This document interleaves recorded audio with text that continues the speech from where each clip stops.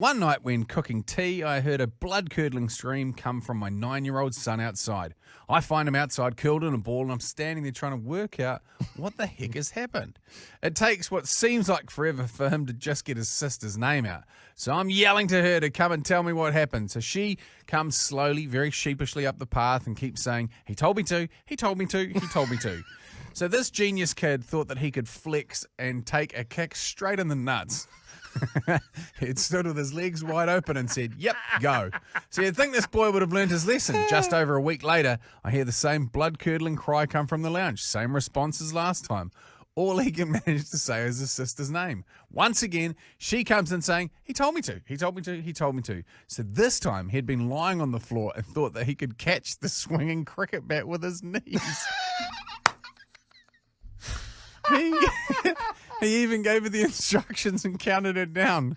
3, 2, 1. When she swung, we found out later that his plan was to say go, and that was going to be the clincher for him to grab with his knees. Anyway, I'm glad to say that he's 24 with a baby girl, so it didn't damage the family jewels too bad. Jeez. Okay, speaking of, the theme continues. I drove home with my wife one day. Our youngest son was poorly with a temperature, and my mother was looking after the baby. As we got home, she asked me to bring in the buggy from the car, the pram. As I reached into the back of the car to lift the large push chair out, it fell open to the ground. As it fell past my waist, the cog mechanism in the centre grabbed my shorts, boxers, and also my scrote. It clicked shut as it went down. And I felt a tear as its weight fell to the floor. Frozen, I was not brave enough to have a look, but I could feel blood mounting in my shorts. I shuffled into the house, calling for my wife, who was busy with the unwell baby. I called again and got a sharp reply to sit up as she was helping the baby.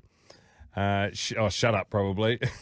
She and my mother then have turned to see my terrified face, standing knees open, trying to avoid any movement. I explained what has happened and that I'd yet to look at the damage. Standing in the kitchen, I slowly and carefully pulled my shorts down to reveal my torn scrote. With a deep breath, we sorted the baby with my mother and went off to the hospital again. When in the emergency room, I was taken and sat ready to be examined. A doctor came in. After both laughing and cringing at the story, he looked and said he could glue me back together again like Humpty Dumpty. After the gluing, he disappeared and came back to see if it had set correctly. I stood up, and then we discovered that the doctor had glued my nutsack to my legs on either side. So he's giving himself the bat signal. Yes, when I moved, it was like a bat wing. I could have windsurfed home.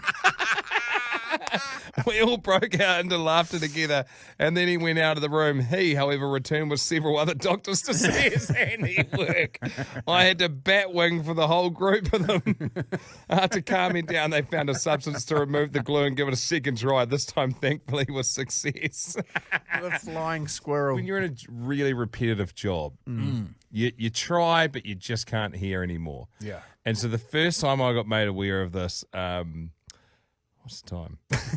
The dude that I went to radio school with, he was a butcher, and him and his mate used to serve all the people that come in and ask for meat or whatever. And what do butchers do when they hold up they never hardly ever quite nail the right measurement and the right weight, and they'll hold it up and they'll go, "Is that all right?" And you go, yeah, sweet as, all the time. Like most people just go, yeah, whatever. But their game was bull bag, and so you'd have to hold it up and go, "Bull bag." And then the record was 17 in a row to customers without they didn't get pulled up on saying bull bag for them. Are you okay with the way? Bull bag?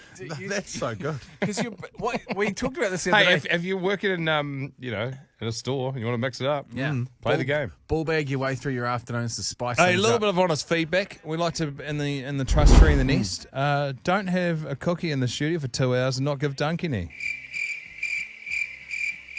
Oh, jeez, look at that. Well, no, I have been all afternoon, thanks. I